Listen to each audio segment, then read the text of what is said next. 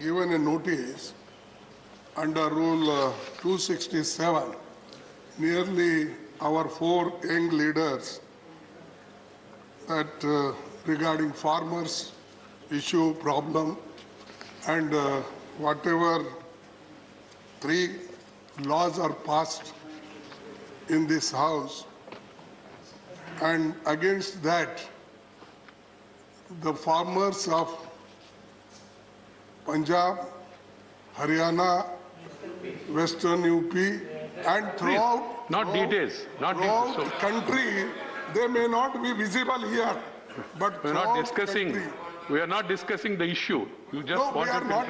Sir, I am requesting you allow under 267 rule to discuss this issue so that thoroughly we can discuss. Let the government take whatever decision. Okay, till then, no, it will not be fair without taking notice of these 3. We can't proceed, sir. 267, I have gone through it. Sri Deependra Huda, Professor Manoj Kumar Jha, Sri Tiruchit Siva, Sri Rajiv Satav, Sri Pratap Singh Bajwa.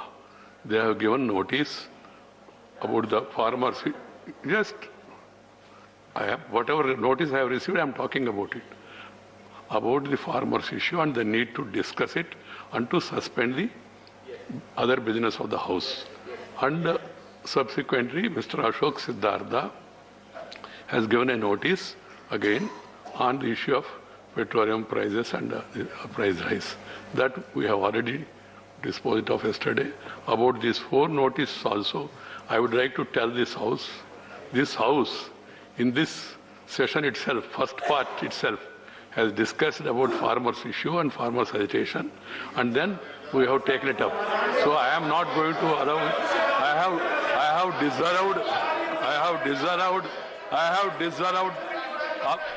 disallowed the notice. Congress नेता दीपेंद्र सिंह हुड्डा ने कहा है कि इस तरीके से notice को अस्वीकार किया जाना दुर्भाग्यपूर्ण है। मेरे साथ कांग्रेस के वरिष्ठ नेता और राज्यसभा सांसद दीपेंद्र हुड्डा हैं। आज आपने एक मांग उठाई है, इस पर चेयर ने क्या कहा? देखिए, आज समूचे विपक्ष की तरफ से मैंने एक नोटिस दिया कि सारे सदन की कार्रवाई को, बाकी बिजनेस को स्थगित करते हुए और किसानों की मांगों पे और किसानों के आंदोलन पे चर्चा की जाए। दुर्भाग्यपूर्ण सभापति जी ने उस मांग को खारिज किया। बड़ा अन्याय है। पहले सरकार ने किसान को खारिज किया, किसान को किसान मानने से खारिज किया, कुछ अलगाववादी बता दिया। फिर सरकार ने किसान को इंसान मानने से खारिज किया, क्योंकि संवेदना भी व्यक्त नहीं करी, इतने लोग उन्होंने अपनी जान कुर्बान कर दी। फिर सरकार ने किसान की मांग को खारिज किया, फिर किसान की कुर्बानी को खारिज किया। फिर जब मैंने सदन में बात उठाई कि किसान की कुर्बानियों पे संवेदना व्यक्त की जाए, तो उस मांग को खारिज किया और आज उस पे चर्चा तक की मांग को सरकार ने जो खारिज किया, इससे मैं समझता हूँ कि देश के किसानों की भावनाएं बड़ी आहत हुई। आगे क्या रणनीति होगी, क्योंकि चेयर तैयार नहीं है आपको अनुमति देने के लिए? लड़ेंगे, सदन में भी लड़ेंगे, सड़क पे भी लड़ेंगे, खेत में भी लड़ेंगे, गांव में भी लड़ेंगे।